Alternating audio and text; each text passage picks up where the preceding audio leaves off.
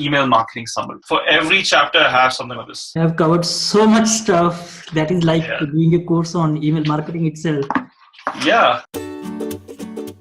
So let's know more about Anirudh, what he's doing and how he got this motivation to write a book on startup growth. Awesome. First of all, Pardeep, thank you so much for having me on your YouTube channel. I've heard so many wonderful things about you, as well as your group CashOverflow. And I'm glad to be here. And thank you for interviewing me. In terms of the book is called Scale Smart. I brought a copy in case people were excited about it. But it's called Scale Smart, How to Get Your First 1,000 Customers in India. And the motivation to write a book, honestly, Pardeep, I mean, I know content writing comes very naturally to you, but if writing is something that comes naturally to someone, I wouldn't recommend someone to write a book. It's a lot of effort. You have to be consistent regularly, right? And especially like there's a huge research angle, and then you bring it together, and it's a lonely journey, especially like because if you're writing it with a set of other writers and you're accountable to each other, then it's easier. But if you're writing it by yourself, like I gave up for almost 6 months in between while writing this book. And one of my motivations to come back and write was I felt like I'd let all these entrepreneurs down that I had interviewed them. Yeah. And I'm sure they must have thought, okay, where is this content piece? But it was also one of the things I wanted to do before I die. It sounds very like, oh my God, how can he say this? He's only 32 years old. But in 2015, I had this moment where I was in the US and my dad had a heart attack in April of 2015. And I remember I was in the US, my brother was in Turkey, and my mom was taking care of my dad. And then we were like, oh my God, we're so away from home. And it felt so real because my dad was always so fit and he's great today.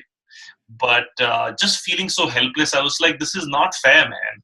So many Indians go to the US. You ask anybody, they come back to India once every 2-3 years. They see their parents once a year, you know? Mm-hmm. And I just felt like there was so much happening in India and maybe I should come back to India and start something on my own. And so I did a trip to South America, and then came back to India and was doing a lot of these workshops based on my learnings. And then people were like, okay, Ani, this is cool, but do you have any Indian-focused examples of how do you scale a startup? And I have a lot of startup experience across the board. So I said, yeah, that is cool. And I was like, I'm a nobody. How can I get this content piece? So, Pardeep, that's when I was like, okay, you know what? Can I interview a lot of these entrepreneurs across the board and be like, hey, listen, we're going to put you in this book. Tell us how you move from idea to product market fit to scale. And hence the book came about as a very hands-on startup manual kind of book called Scale Smart. Yeah. So Anirudh, we have seen so many books from US side. Entrepreneurs are writing books, and people are there is a lot of content available to understand US culture, US startup growth thing. But in India, it's really hidden. So no one is the big stories are coming out, but no one is sharing the real growth strategies or how Indian startups are growing and what could be the potential.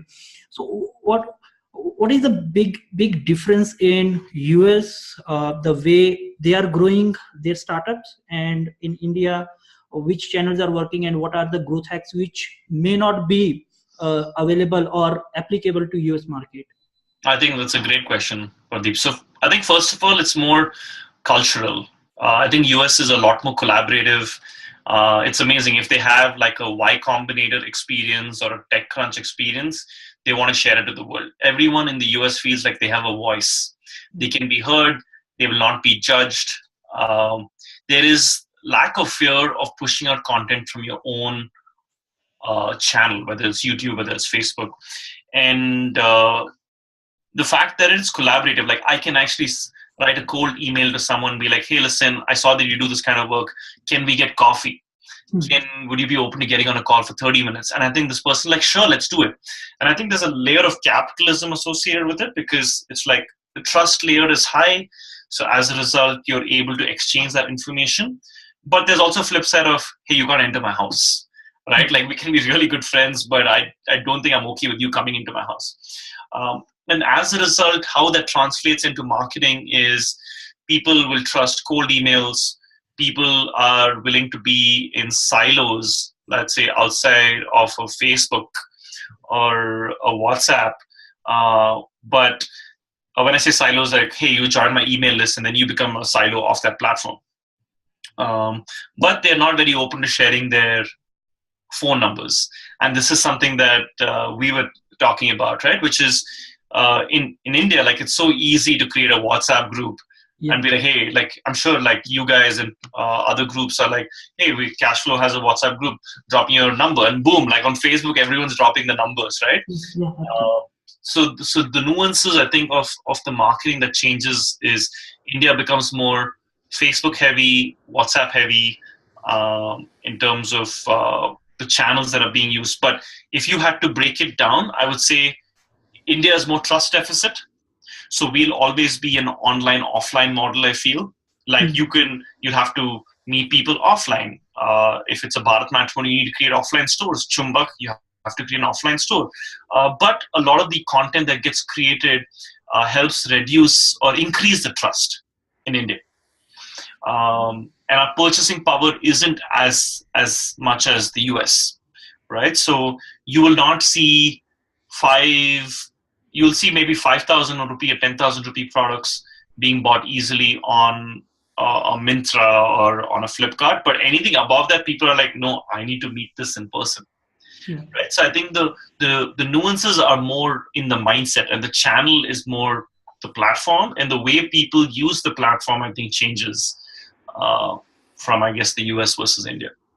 So we have some readers who have already started something, and there are a lot of people who want to start, but there is the resistance. Number one, they are afraid that whether they will be able to raise funding or not, whether it is possible to bootstrap your startup, or should I do a startup or do something lean, like starting a blog or some community first and then slowly growing towards product or making that as a platform. Since you have interviewed so many people, so can you share some insights from your book that what are the risks or pros and cons for starting a VC funded type of business or bootstrapped business? We can talk about growth later, but let's talk about starting. Like what should be the convenient way to start? I love that question. So actually, you know what? I like that because I haven't covered that so far in any of these interviews. So, so I spoke to Paras Chopra, founder of Wingify. Okay, and one of the chapters in the book is it says it's called "Why This Book," and then it kind of moves into the startup growth cycle, idea to scale. Okay.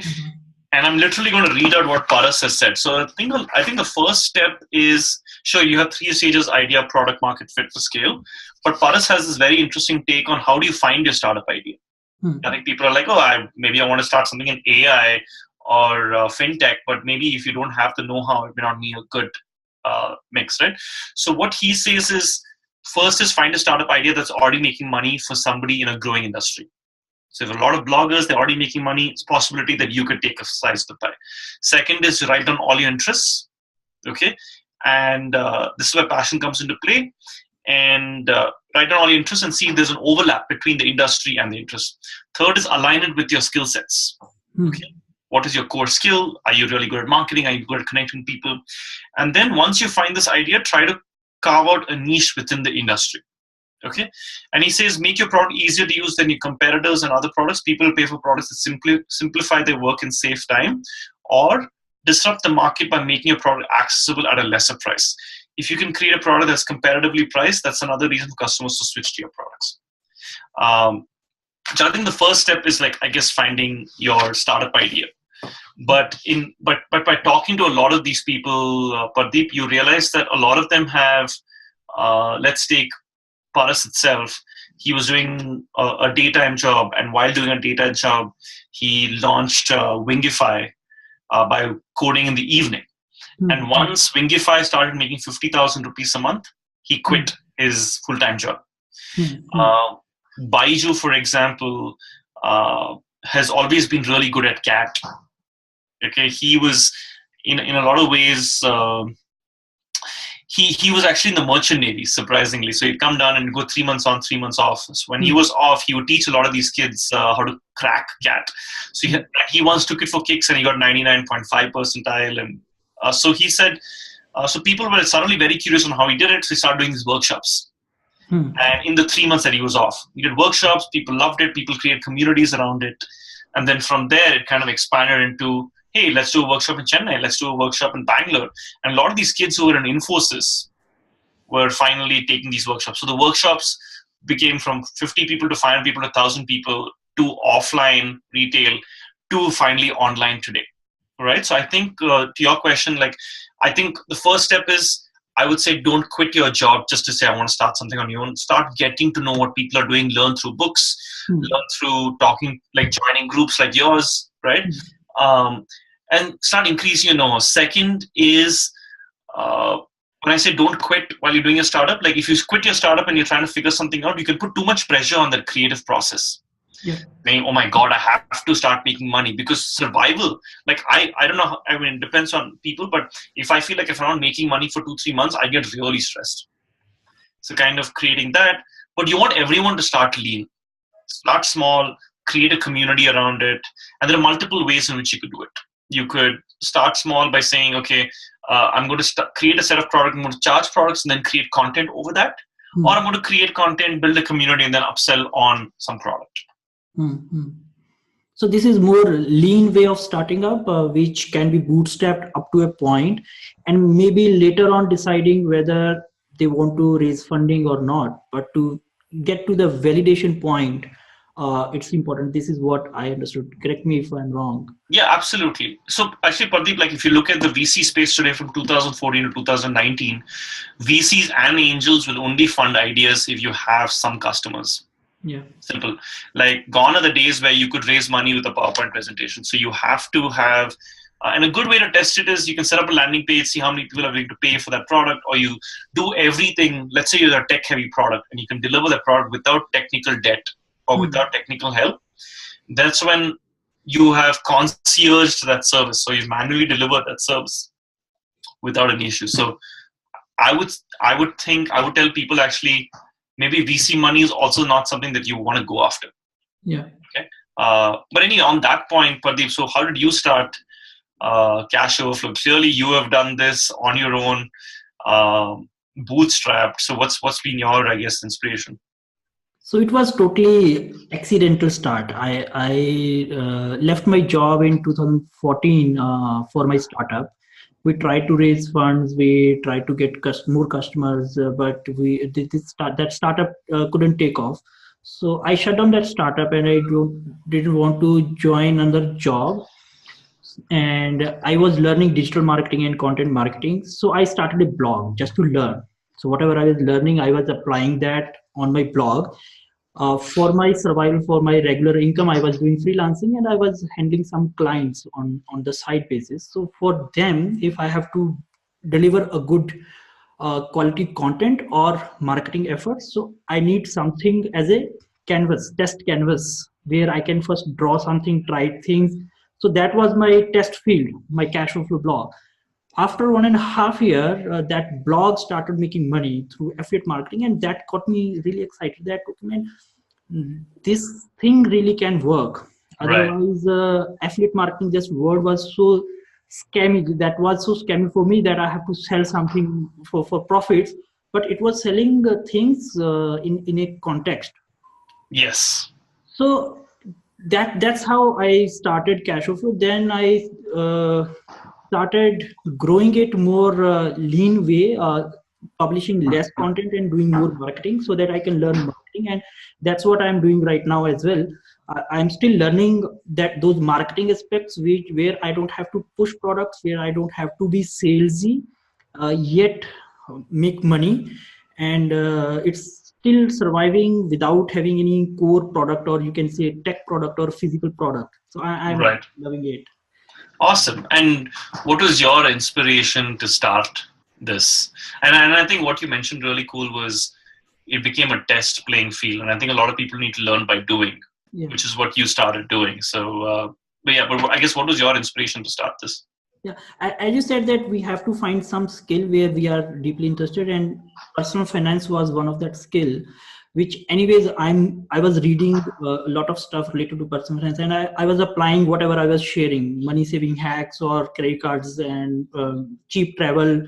So these are my core interest areas which I was sharing with people, and they were loving it because it was helping them either saving money or earning more money. Right.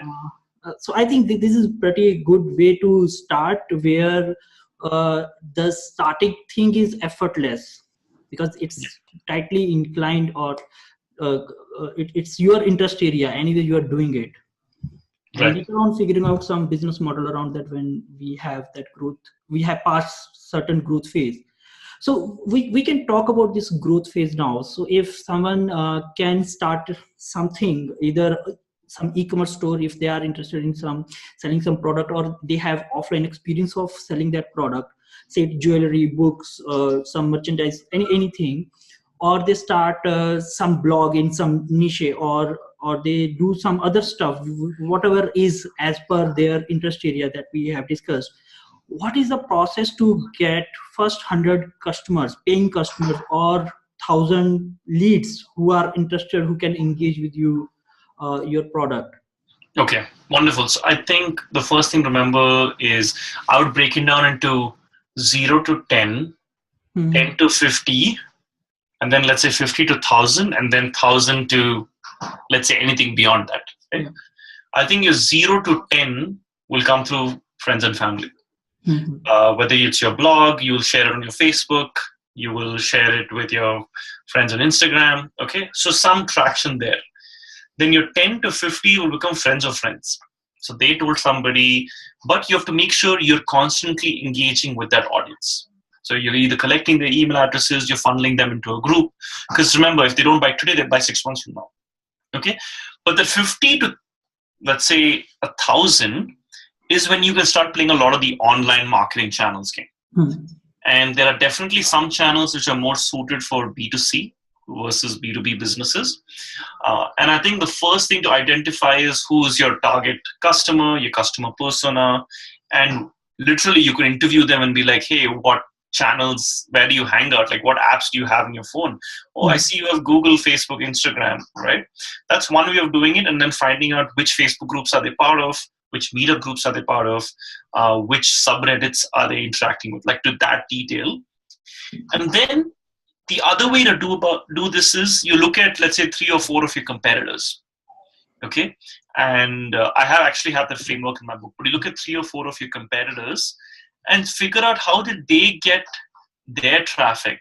How did they get their first 1,000 customers? So if I wanted to see how CashOverflow gets their traffic today, Hmm. I would. There are a couple of hacks. One is obviously I'll use SimilarWeb. I'll see where you're getting your traffic. It Hmm. might be skewed a lot towards search engine optimization. So a lot of traffic coming through Google, right? Then I'll try to reverse engineer and be like, oh, Pardeep creates 8 articles a month. Hmm. Interesting. Maybe that's how often I need to be creating content. Hmm. I would look at, let's say, your what else? I would look at something called Web Archive or this Wayback Machine, and I'll put your URL in there and be like, okay, how did Pardeep's site look back in the day? And Hmm. be like, oh, this is what he used. Oh, Hmm. yeah, so he had already had Facebook and he used Instagram, you know? So I think there are ways in which you can kind of analyze your competitors as well as find your personas. And then the important thing would be to find 1 or 2 channels that you can really dominate. Most businesses will use the Pareto's rule, which is like 80% of your traffic will come from 20% of your channels. Yeah. So if you identify, okay, most of your traffic is going to come from search engine, I mean from Google, then can we blow that out of the park? Can we do 15 articles a month? Can we do 30 articles a month? Like skincare.com, makeup.com, hair.com, Kiehl's, you should do 40 articles a month, Hmm. right? So HubSpot, I think, does 16 articles a month. So I think first is that identification. Once you've identified where your personas are, is will help you kind of hit that 1,000 customer level. Yeah. And sometimes it happens that it looks like something is working for them, but actually we are not sure whether that is working for them or not. For example, let's take this case of publishing 10 or 15 articles. So 10 or 15 articles is something that I can see on your blog, but I'm not sure whether those are working for you or you are also struggling or rethinking about reducing that Number. frequency. So how to come to that more confidence that, okay, whatever we are analyzing, it's working? That's a good question. So one of the first things that I do is I use this tool called Keywords Everywhere. Mm-hmm. And it's a tool, you can check it out if anyone's interested. It helps you basically find keyword volume, but it's like a Chrome plugin. So as soon as you type, it shows up at the bottom, right? So I will only try to pick keywords which are primarily more than at least 1,000 searches a month, where the difficulty score of it, let's say, is less than 0.2, or on Ahrefs less than 15, let's say. And most of the results are blog posts. So the first thing, that's validation that you need to create blog posts. The second bit is that you're a SEO specialist yourself, but like there's a logarithmic correlation between the backlinks and the difficulty score. So you need to get more backlinks, and it's sometimes the quality of backlinks versus the quantity of backlinks, right? So I think the effort in has to be first very data driven, and the metrics that you need to measure to see if this is working is are you getting 10% growth month over month on organic traffic? And you have tools like Ahrefs which will tell you, hey, if you put this link, this is the kind of traffic that my blog gets, and this is the position. But the other thing to look at is look at some of the articles of your competitors again, see which ones have performed really well, right? And can you mimic, or can you do a better job of that? Like, for example, the Definitive Guide to Growth Hacking, Neil Patel, he's written an 8-chapter long piece, right? And if most of your article lengths today are 1,500 pieces or 1,800 pieces, you can't write an 800-word piece and expect that you're going to rank along with the things, unless you're on entrepreneur.com and all of these guys, right? So there are a lot of these parameters that come into play. So maybe it's also looking into what Google uses as ranking parameters to kind of get your... Yeah, pretty interesting. Yeah. Can you share some example from your book where you have interviewed someone and the most interesting thing that you have found, which you can share with the audience? For sure. So to give you a little context, Pardeep, so the book is, I literally have in front of me, and I don't know whether you can see the table of contents clearly, but it starts off with, I have an idea, what do I do next? Here are the 25 to 30 marketing channels you can scale your business. Then I give you a growth framework, and then I say, hey, what did each of these companies do per channel? What did Practo and SlideShare do for SEO? What did Redbuzz do for AdWords? What did Harsh Agrawal do to make $50,000 a month for content marketing? And I break it down for Instagram, Facebook, LinkedIn, Twitter, Pinterest, Quora, all of that. Okay. Mm-hmm. So how about I can do email marketing strategy. Does that work? Wonderful. Yeah. Okay. So page 57. Okay. So it says email marketing strategies from FreeCharge, Urban Ladder, and Wingify. Okay. Mm-hmm. So then I start off with what is email marketing, where just like few lines, and then I straight away go into the type of emails that you can send. Okay. Welcome email, educational email, referral email, inactive, abandonment, and thank you. And I have these hashtags that say automate. So you should be automating those emails. Then advice from more engaged in the do's and don'ts of emails. Okay. So like, maintain a clean subscriber base, limit the frequency of emails, don't use highly promotional subject lines, stuff like that. Then how FreeCharge use cold emails to acquire McDonald's, PB, and Domino's. There are hack and like basically how they reach out to the top CEOs directly. Mm-hmm. Then advice from Wingify on how to increase your open rates. Ask a question, write out 5 headlines, build anticipation, deliver the email at the right time, segment your list. And then I get into the Urban Ladder's killer email strategy, okay, which is catchy subject lines. Hey, here are the 5 subject lines that they use. 6 cheat codes for you. Your day just got 20% off. Awesomer, eye candy alert. So very like easy. It feels like a human's messaging you, right? Then here are the subject lines with actual images. So I have these here. Okay. Then I go into On-point email design. So what does it consist of? An email subject line with a secondary line, what the logo looks like, what are the categories within the email, what the intro image is, what a call to action looks like, how they have the site to categories, and social shares. Then how often do they send emails? They literally send you an email every day. And I have an inbox picture of my inbox. Yeah. Okay. Then timing of email increases readability. Hey, they on weekdays they send emails between 4 to 6 p.m. and on weekends they send it between 11 a.m. and 1 p.m. And then what are the different email types? Collection of products, school discount emails, lifestyle hacks, bestseller. So there are like 11 different things that are covered. Okay. And then there's an email marketing summary. So it's like for every chapter I have something like this. For YouTube, You have covered so much stuff that is like doing a course on email marketing itself. Yeah, I mean, if you think there's a way we can convert this into a course, I'd love to work. You should into multiple courses. Yeah. Email marketing, SEO. So you packed all that information in per chapter, and every chapter is linked with the growth strategy of one startup, how they hack their growth using that particular channel. That's how you structured your work. Yeah, 1 or 2 startups. So I actually, if you're more interested, if you found that curious, I can give you another one on Twitter. So 109, page number 109. And any channel which people already know of, I don't cover the basics. Mm-hmm. Okay, so I say, what is Twitter? And then how Crowdfire reached 5 million followers on Twitter. Mm-hmm. So then I say, how can you use Twitter? It's a personal branding tool. It's an awareness channel. It's a social network. It's a news platform. It's an advertising platform.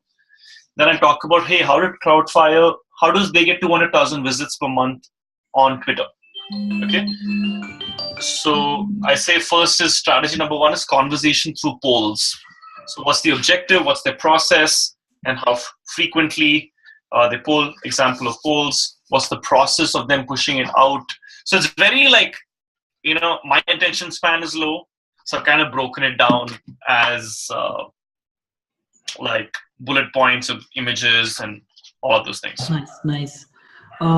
So Anirudh, we talk a lot about financial freedom, and I mean that's the basic need today. Getting independent from one source of income and having multiple channels from where we can get income. And most of people start their business, they put their time and money on risk so that they can have this huge wealth which can be created through startups or some online business. Many times it works, and many times it doesn't. What are your take on becoming financial freedom, or how you are planning your financial stuff moving forward? That's a good question, actually. I think very similarly, which is how can we create multiple products around a certain topic that you're really interested in. And I think the way people are doing it today is, hey, I will create a lot of content and then I'll upsell on products. Or I have a lot of products and then I'll create awareness using content. And it's important that the products are of varying prices. So, for example, Ariana Huffington today, she talks a lot around sleep, that you need to get 8 to 9 hours of sleep. But her products there's a book, which is $8 to $10. There are alarm clocks. There are apps. Hey, there are also mattresses between $200 to $300. So she's figured out a niche for herself, and then multiple streams become the different type of products. Similarly, Ryan Holiday, he writes a lot around stoicism. So a lot of content, but affiliate channel is one. He has a Facebook group which he monetizes for $119 a year. He has books. So my goal, I'm honestly, Pardeep, my goal is to have a similar structure like that in the future. But I'm I was doing a lot of consulting, which is trading my time for money. But I think I'm slowly trying to move towards a more passive kind of setup where you do the marketing, but there's amplification of product sales that can happen. And there are a few areas that I want to do it at. One is in the mental game space, maybe. How can you help entrepreneurs with their mental game? Taking key emotions. and then amplifying that. So I think I understand the framework. Now I'm trying to figure out where can my interests kind of go there. But book, see, like for example, if I had to monetize this and create passive income with the book, there's the book. Repurpose that in the form of content, sell content. I mean, sell the courses, convert them into checklists, sell the checklists, right? Can I do workshops? Then can I start doing multiple podcasts and blogs and then make affiliate money through blogs, podcasts? Can I get a sponsorship on the podcast? So that's the plan, I guess. Book is also a very good way of having passive income, because it's one-time effort to do to write the book. However, it's very hard, and then doing the initial marketing, and then once it will start ranking in Amazon or somewhere where it's getting sold. So you will start getting the passive income. Is it true, or is it just a myth? Because you have no, I mean, honestly, if you're looking at passive income, or you're looking, so the good thing about this book is the content is strong. Now it's important to repurpose the content in ways in which I can make money across multiple streams. This can be converted on audiobook for $15. Right? Now remember, when anyone's publishing a book, they're playing with very low margins.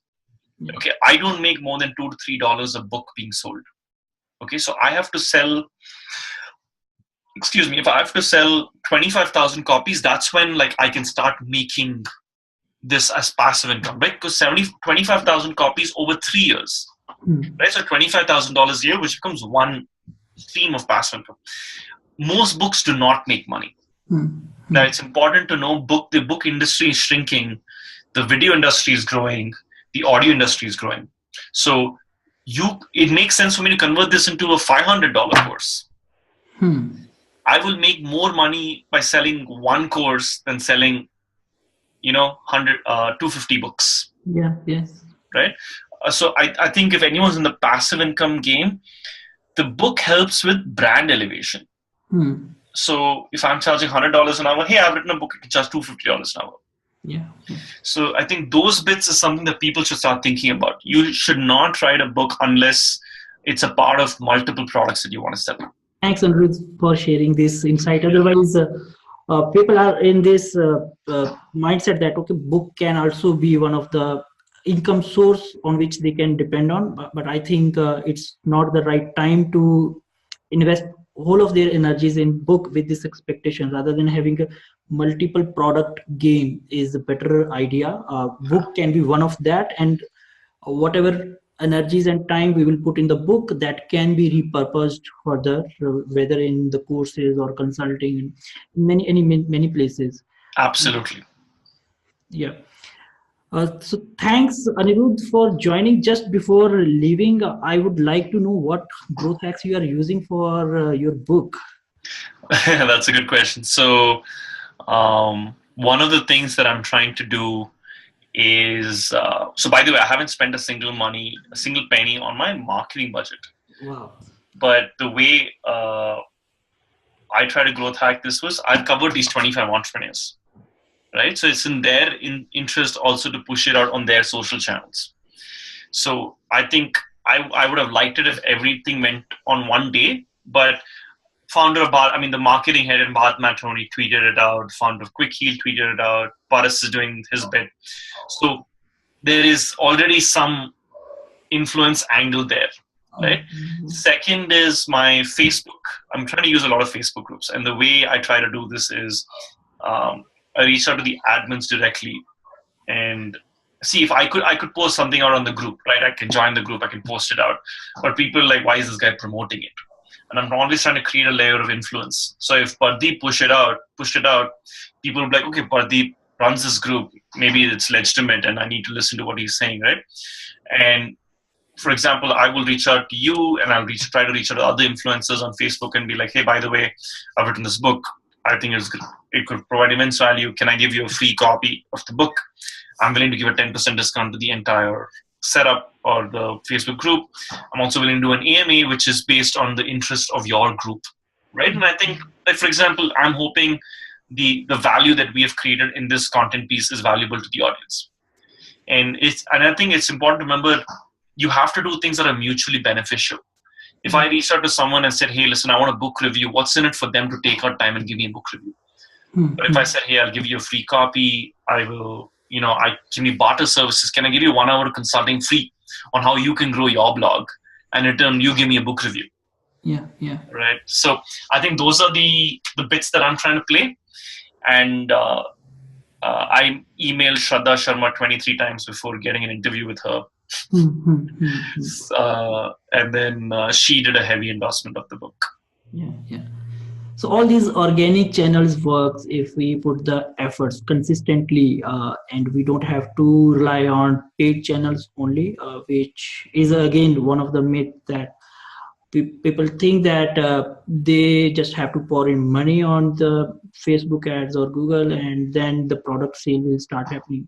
But what we are learning today is that if we genuinely care about the audience, for our own audience and for the audience of other influencers, and if we exchange the value, whether monetary or non-monetary way, so this thing can work. I mean, this itself is a big learning for all my readers and for myself as well, that we don't have to think traditionally what other people are saying, but we can also think to hack these organic channels, or to think about adding value to the audience all the time, and whichever way it works. Yeah, and the bit, there are actually a couple of other hacks which you'll find interesting. Is if you want to blog for Your Story or Forbes, Next Big What, you have to start building relationships with them. Yeah. Reaching out cold email is difficult. So, and I started building relationships with them 2 years before the book launched. Wow. To say, hey, by the way, like there's a lady who does PR for WeWork, and she introduced me to the people at Forbes. But we were friends, like I haven't, and I didn't. It's not even like I went into that. Like I became friends with her not because I knew she knew someone at Forbes. It just happened to be, right? But like you constantly not taking in a relationship. You're giving this value, and then when you ask, like for example, Pardeep, if you pushed out on your group and said, "Hey, I'm looking for this. Can someone help you?" People will jump in because the value that you're providing constantly, right? The other hack which I want to do, which I haven't tried, is reach out to all the people who have written top startup books for 2019, and reach out to them directly and be like, "Hey, would you be open to including my book? My book is done this well." So like it's ranked number 14 in the business self-help section globally in the Amazon bestseller. We've sold 2,000 copies so far. It was part of the bestseller list for Notion Press. It was, and the Chennai and the Delhi Fair. So the book is doing well. And honestly, I just recently hired someone to help me with book promotion, but otherwise I was doing it all by myself. Yeah. And if we have done the initial marketing right, then these organic things will start happening by itself, because people have to write something about good books. And if it's already been proven that this is a good book, and it's their work, I mean, to pick that book and review it, they will anyway do that. Yeah. Cool. Yeah, please.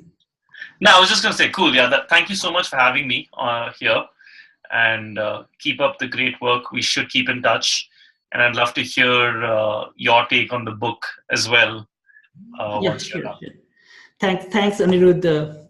And guys, there is a link below this video where you can buy the book. And I will also add the links to the resources that Anirudh mentioned, like for the keyword thing. So you can find those resources just below this video.